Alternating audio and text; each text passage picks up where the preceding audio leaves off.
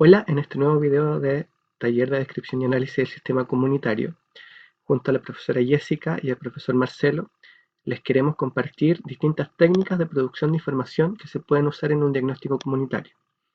El objetivo de este video es que ustedes conozcan un repertorio amplio de técnicas que ustedes podrían pensar en utilizar para el trabajo que les estábamos proponiendo. Y aunque no vamos a poder profundizar en cada una de ellas en particular, la idea es que ustedes puedan ir conociendo que existen distintas técnicas, que algunas son más proclives y más ventajosas para intentar producir cierto tipo de información y que conjugándolas ustedes también van a poder eh, ir conectando unas con otras para ir produciendo la información que necesitan en un diagnóstico. Entonces vamos a ir revisando por grupo de técnicas en función de ciertos criterios que les vamos a ir contando.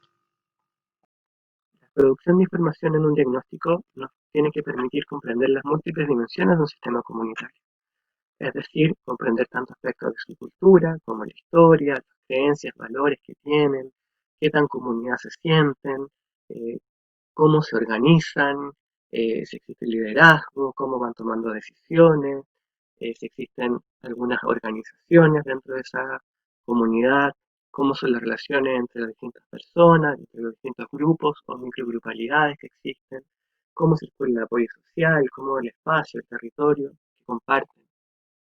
Es decir, tenemos muchas cosas que conocer. Y para ello podemos usar un repertorio amplio de técnicas. Las primeras técnicas que vamos a revisar tienen que ver con aquellas que nos permiten identificar el contexto. La primera de ellas es la observación, es decir, cuando nosotros como profesionales vamos a conocer un territorio, a investigarlo y vamos tomando nota y registro de todo aquello que nosotros observamos. En general estamos hablando de una observación abierta que vamos realizando de manera constante, sistemática, las distintas visitas que hacemos a una comunidad, a un territorio o a alguna situación específica.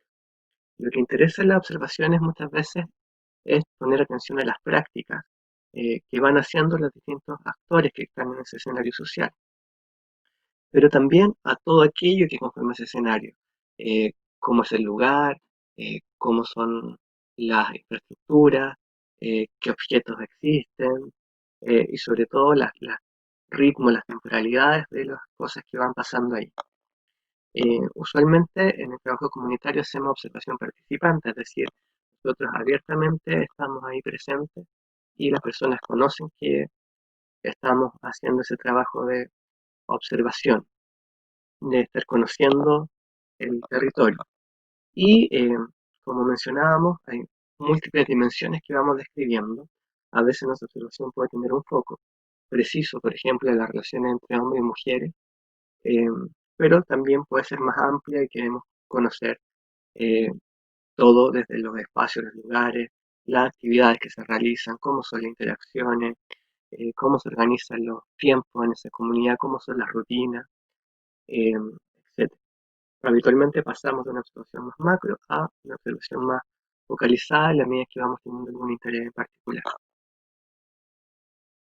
Una técnica que también está ligada a la observación son las entrevistas de campo, son aquellas conversaciones con actores que vamos haciendo en terreno, que de alguna manera son entrevistas más espontáneas que surgen en el momento y que pueden ser muy variables en su duración, a veces son muy breves, y la conversación que podemos tener con la persona de la esquina, que podemos tener con las personas que están circulando por una plaza para enterarnos de algunas cosas que nos resultan interesantes. Eh, Tanto la observación como las entrevistas de campo, es importante siempre registrarlas. A veces tenemos una pauta de registro, pero también podemos complementar esas pautas de registro con cuadernos de campo, que también nos permiten como hacer un registro del proceso de investigación que estamos desarrollando en esa comunidad y que también nos permite ir reflexionando acerca de los procesos, de las opciones que vamos tomando y de lo que vamos encontrando. Habitualmente los cuadernos de campo tienen un apartado más bien descriptivo donde vamos registrando aquello que nosotros observamos y vamos en paralelo generando algunas reflexiones, opiniones personales, análisis que van complementando aquello. Entonces, cuando observamos, cuando hacemos estas entrevistas de campo, habitualmente también llevamos este registro del cuaderno de campo, que también lo podemos ocupar como parte de un diagnóstico y tener un cuaderno de campo, por ejemplo, de equipo, donde vamos sistematizando y registrando la información que proviene de distintas técnicas. Otra manera también de ir conociendo el territorio y el espacio es realizar caminatas. Las caminatas son, como dice su nombre, recorridos que se hacen con personas de la comunidad, donde ellas mismas nos pueden ir mostrando cuáles son los problemas que hay en su entorno, cuáles son las realidades que están viviendo y que de alguna manera nos permite una inserción mucho más potente. Ya vamos conociendo con eh, los eh, participantes de esa comunidad y también nos permite ir contactándonos con más personas y que nos podamos ir familiarizando de manera más profunda. Eh, las caminatas, la idea es que sean planificadas, que tengan algún objetivo definido, algunas veces nos puede servir para conocer los problemas de la comunidad como en directo, para ir conociendo el territorio, eh, para conocer sus actividades o quizás también con algunos grupos específicos, por ejemplo con adultos mayores o personas en situación de discapacidad, podríamos conocer como su vivencia del territorio. Es una técnica muy interesante y muy potente que también podemos ir registrando en un cuaderno de campo. El catastro es una recopilación de información que se intenta centralizar para organizarla y tener un panorama amplio de lo que pasa en una comunidad. Usualmente los catastros se hacen para identificar personas claves o muchas veces organizaciones. Usualmente podemos generar en un territorio un catastro de todas aquellas organizaciones que existen, comunitarias, formales, otras más informales, y que nos permiten justamente tener toda la información centralizada para no solamente tener un panorama, sino también tener los contactos de esas organizaciones y tener información relevante sobre ellas. Los catastros se hacen habitualmente con una pauta, uno le pregunta los mismos datos a las mismas personas y a todas las organizaciones, ¿ya? Y estos datos mínimamente son los datos de identificación del nombre, contacto, ¿no? Dónde están localizadas, qué es lo que realizan, y dependiendo de la naturaleza del catastro, podemos también preguntar información que nos importe. A veces son de las historias de las organizaciones, de la gente que participa, de un servicio que ofrecen, si estamos haciendo un catastro de personas en situación de discapacidad, por ejemplo, en un barrio, cuáles son esas discapacidades, ¿no? Hemos visto en estos tiempos de pandemia catastros también respecto a las situaciones de conectividad, ¿no? Entonces nos interesa tener una información centralizada, una panorámica, en relación a algún tema que nos importe eh, para poder actuar sobre él. Lo importante es que la información obviamente sea manejable y nos ayude posteriormente. Y finalmente tenemos también para ir conociendo el contexto general, ¿no? Muchas veces el territorio concreto, el mapeo comunitario. El mapeo comunitario se trata de generar un mapa colaborativamente entre distintas personas de la comunidad. Y lo que vamos haciendo acá usualmente es permitir que las personas dibujen cómo es su entorno y que en ese dibujo aparecen muchas veces elementos que a nosotros nos interesan. Nosotros podemos pedirle a las personas que aparte de dibujar, señalicen con post-it o con algún tipo de sticker, ¿no? de dibujo, cuáles son los problemas, cuáles son los lugares clave de un barrio, dónde están los servicios que son importantes de reconocer, cuáles son también aquellos elementos que son significativos, ¿no? para ese territorio. Y esto también permite ir identificando, por ejemplo, cuáles son las fronteras que las personas reconocen entre distintos sectores, entre distintos grupos. Y también nosotros, aparte de permitir que las personas dibujen, también podemos llevar un mapa y que las personas vayan situando algunos elementos que nos interesan. Em, Ahora, otro grupo de técnicas tiene que ver con aquellas técnicas propias de la investigación cuantitativa que nos pueden ayudar a recoger información relevante. vamos a revisar cuestionarios y observaciones sistemáticas. Los cuestionarios son una técnica estructurada para producir información donde nosotros construimos ciertos ítems que pueden ser preguntas o elementos que nos interese conocer, donde vamos dando habitualmente opciones cerradas a las personas, ¿ya? A veces también podemos tener preguntas abiertas, pero la gracia acá no es tanto la profundidad, sino que más bien ir recogiendo información que podamos después sistematizar y analizar de una manera cuantitativa. Por ejemplo, podemos hacer cuestionarios respecto a la participación en organizaciones y hacer este proceso como de encuesta, ¿no? Que puede ser puerta a puerta, que puede ser digital, donde vamos teniendo ciertas preguntas respecto a dónde participa la gente, qué rol tiene, qué actividades reconoce que se realizan, etc. Los cuestionarios uno los puede ir creando y no hay ningún inconveniente en la manera de hacerlo, siempre y cuando nos resulten útiles para nuestros propósitos.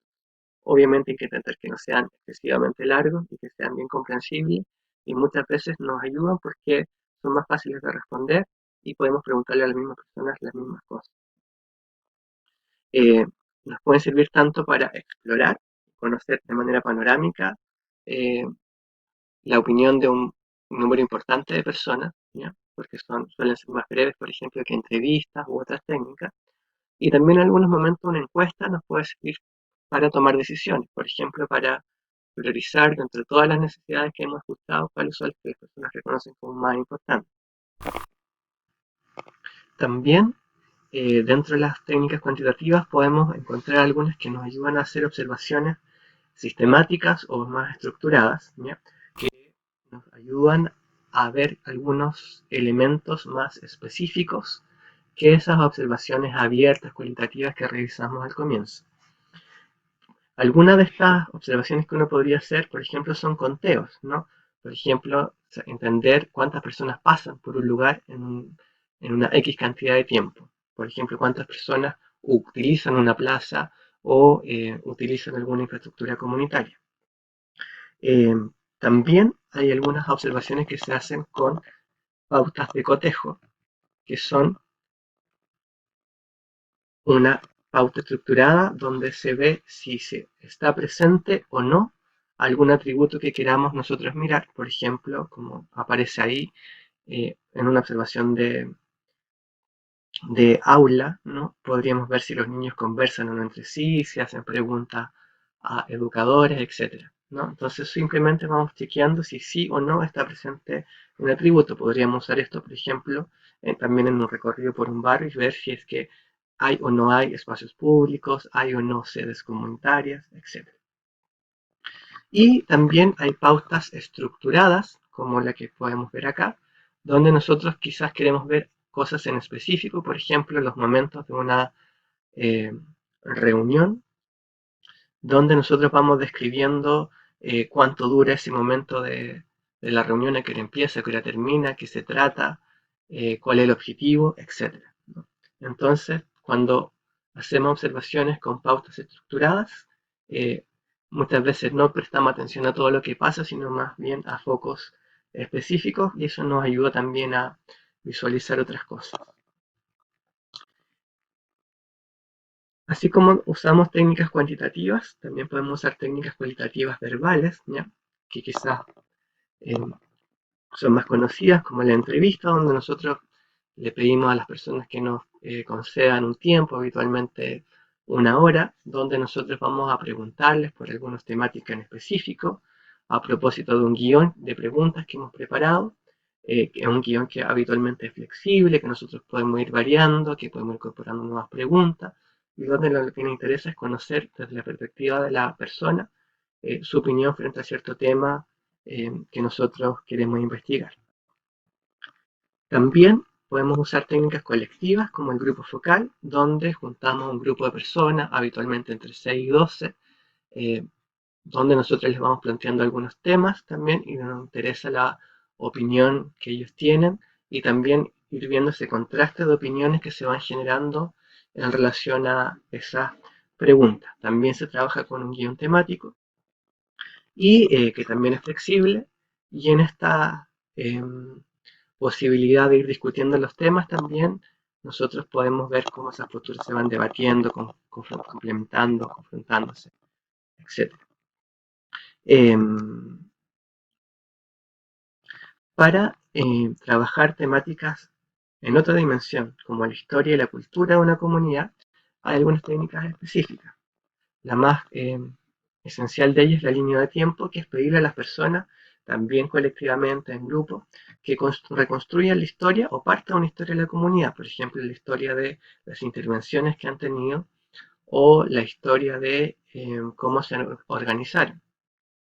Y acá la idea es que las personas vayan identificando los distintos hitos que componen esa historia eh, cooperativamente, y así nosotros podemos tener una mirada acerca de cómo es o ha sido la historia de esta comunidad, de este grupo.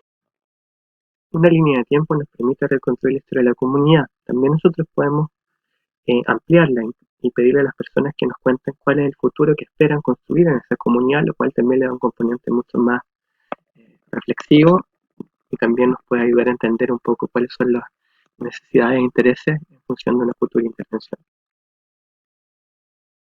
Hay otras maneras también de trabajar la historia, de reconstruir la historia de una comunidad. Lo podemos hacer a través de entrevistas o relatos de vida con ciertos actores relevantes.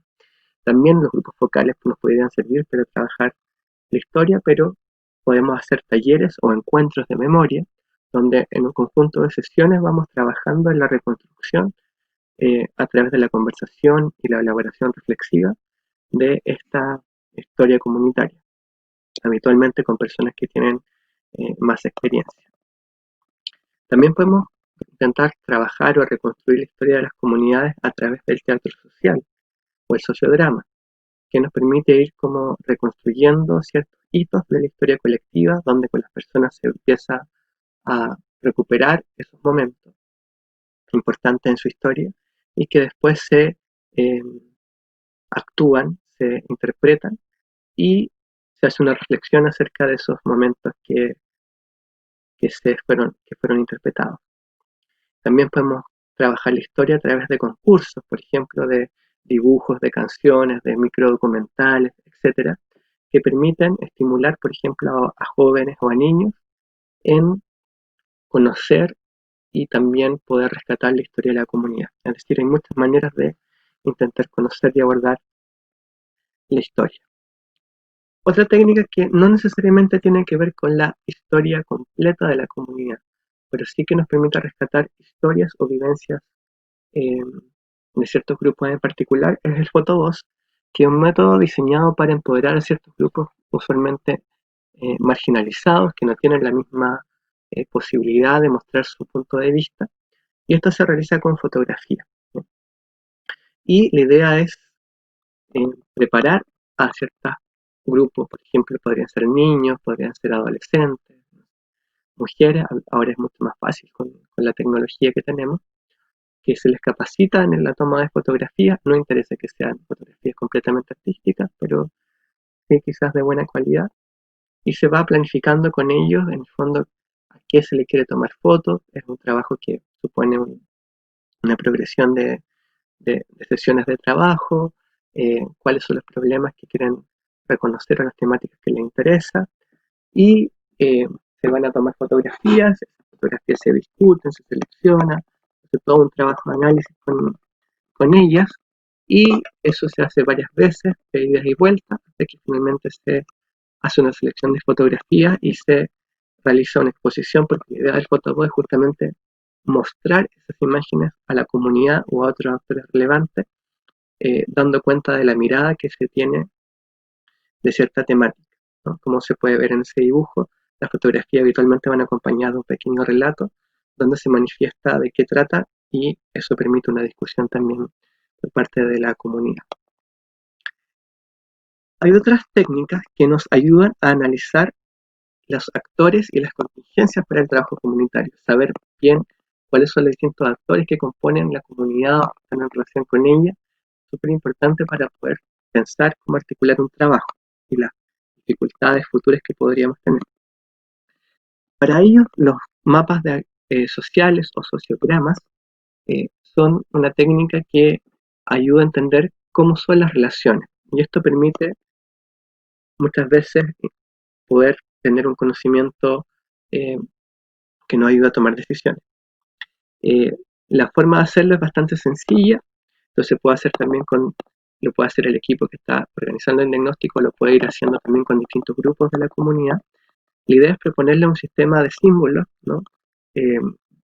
Una suerte de leyenda para reconocer a cierto tipo de actores, por ejemplo, eh, grupos más organizados o menos organizados, instituciones del Estado, etcétera. Y un sistema de relaciones, por ejemplo, las líneas, que son más gruesas si la relación es más fuerte, punteadas si la relación es más débil, etc. Rayadas si es que hay conflicto, y luego se identifican todos los actores que son relevantes para una cierta acción que se puede llevar a cabo o para mirar cómo son las relaciones en la comunidad, y una vez que se identifican todos se van poniendo cómo son las relaciones. Y esto nos da una idea un poquito más clara acerca de cuáles son los grupos más importantes, que tienen más poder, más influencia, los que están más aislados, cuáles son los conflictos que existen, etc. El mapa de actores sigue los mismos principios y también es una herramienta analítica que permite visualizar a los distintos actores que componen una comunidad o un grupo o instituciones, ¿no? Y esto lo usamos cuando queremos saber las posiciones que tienen respecto a un tema, por ejemplo, a una propuesta de trabajo o a una futura intervención. Entonces, esto nos va a permitir evaluar cuáles son las posibles alianzas y las resistencias que tenemos en los actores de la comunidad. Como se puede ver en este gráfico, hay un eje vertical que se articula en torno al apoyo o al rechazo, que sería la posición que tienen los distintos actores, por ejemplo, frente a una propuesta de trabajo colaborativo. Entonces, mientras más cerca del polo del apoyo estén, quiere decir que apoyen con más intensidad, ¿no? Y también en el otro eje, qué tan activos, qué tan influyentes o no son en la comunidad. Y con esto podemos entender quiénes son los actores con quienes contamos, con quienes podemos establecer alianza y también con quienes tenemos que empezar a trabajar para buscar ese apoyo también para realizar ciertas iniciativas. Esta técnica permite un análisis estratégico de la comunidad y también cómo situarnos y por dónde tenemos que empezar eh, a generar relaciones para que las iniciativas que se están intentando llevar a cabo ojalá prosperen. Además de los actores, muchas veces es importante analizar las contingencias, es decir, anticiparse a aquellos elementos, factores que podrían eh, ayudar o debilitar un proceso de trabajo. La técnica más conocida es el FODA, que es una matriz, una tabla de doble entrada, que evalúa eh, factores que son internos, ¿ya? Que dependen del equipo de trabajo, de la comunidad, y factores externos que van más allá de nuestro control, que pueden facilitar nuestro trabajo o pueden amenazar. Y esta es una tabla de doble entrada donde podemos reconocer las fortalezas, que son aquellos elementos positivos que nos pueden ayudar, que dependen de nosotros, las debilidades, que son aquellos aspectos que dependen de nosotros, que nos pueden jugar en contra, y que la idea es que los podamos mejorar antes de empezar este trabajo. Las oportunidades, que sería todo aquello que es externo a nosotros, pero que nos podría ayudar, que la idea es aprovecharlas, y las amenazas, que son todo aquello que no depende de nosotros, que puede perjudicar, y la idea es como ojalá identificarlas para anticiparse antes de que lleguen. Si se fijan, esto es una técnica prospectiva, es decir, que nos permite hacer un análisis de escenario previo a hacer ciertas cosas y que eso nos ayuda a tener cierta perspectiva. Sodamecca es una matriz similar eh, donde justamente lo que le suma es aquello que tenemos que hacer frente a cada uno de estos elementos, ¿no?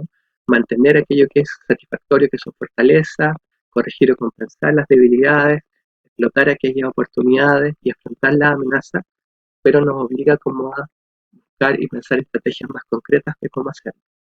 También para anticiparnos y que el trabajo que vayamos a realizar, por ejemplo, a propósito del diagnóstico, pensamos cierta propuesta de solución frente a un problema, aplicar esta matriz nos ayudaría a ver su viabilidad y cómo hacer que sea más posible.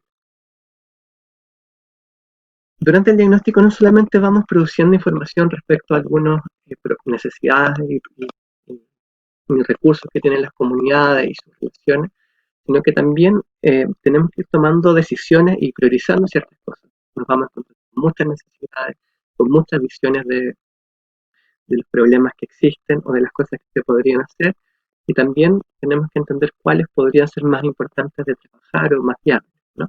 Entonces hay un conjunto de técnicas que nos permiten hacer esto, eh, y que la idea es que nos permitan priorizar y tomar decisiones en conjunto con la comunidad o ir validándolas.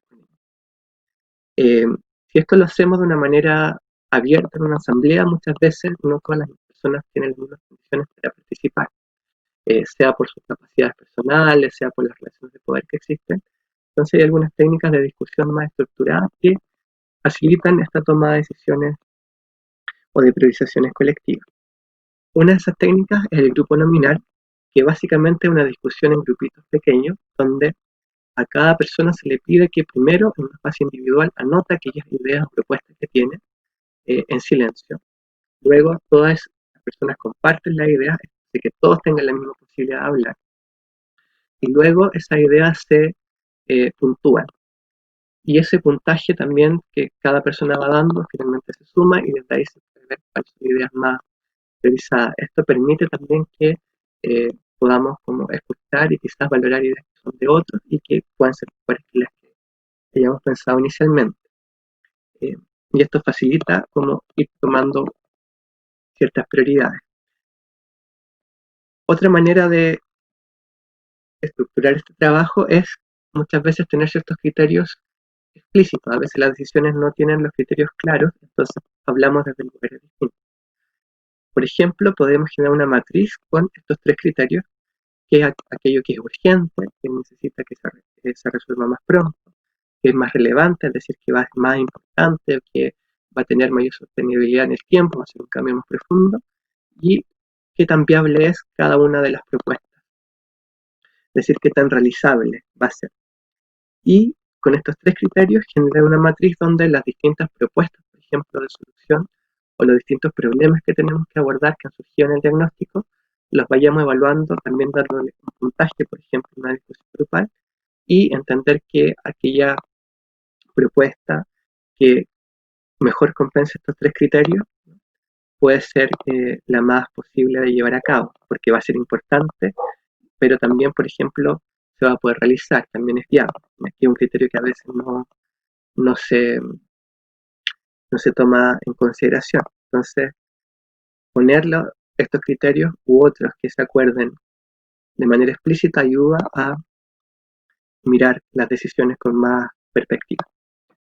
El árbol de problemas es un esquema que también permite ir articulando e ir analizando aquellos elementos que han aparecido previamente en el diagnóstico y que también nos obliga a tomar una decisión, por ejemplo, cuál es el problema que queremos elegir trabajar, que va a ser el problema central, y poner en perspectiva cuáles serían las causas y los efectos o consecuencias de ese problema, y por tanto también es un ejercicio analítico que nos permite ir integrando la información y de alguna manera también tomando decisiones acerca de por dónde seguir trabajando en vista de una futura intervención. Las asambleas son también una instancia de toma de decisiones, de discusión colectiva, de legitimar las acciones que vamos realizando y que hay que obviamente realizar con mucho cuidado, en el sentido de tener claro si va a ser una instancia eh, que va a tener como el poder de la toma de decisiones, si va a ser vinculante aquello que se resuelva, por ejemplo, en la asamblea o no. Hay otra manera también de ayudar la toma de decisiones, que es recurrir a un juicio experto, ¿ya? Es una técnica que se llama método Delphi, donde le pedimos a otras personas que orienten. No necesariamente esto va a ser vinculante, pero sí nos pueden dar propuestas. Esos expertos pueden ser personas de otras comunidades, eh, dirigentes, personas con experiencia, a las cuales les vamos a hacer preguntas respecto a qué opinan de cierta situación, que nos van a responder, y esas preguntas y esas respuestas las vamos trabajando en equipo coordinador y las vamos sintetizando y le podemos volver a hacer otra pregunta cuando tenemos un comité de expertos que ayude en la toma de decisiones. Y finalmente un plebiscito, una votación también es una manera de tomar decisiones colectivamente, Obviamente que hay que cuidar muchísimo el proceso para que sea un proceso transparente y que cuente con legitimidad en todas sus fases, desde la información, la conformación como de un comité calificador, eh, garantes que den cuenta de la transparencia del proceso, etc. Puede ser más costoso en términos de los recursos, pero también le da mucha más validación a las decisiones que se vayan tomando.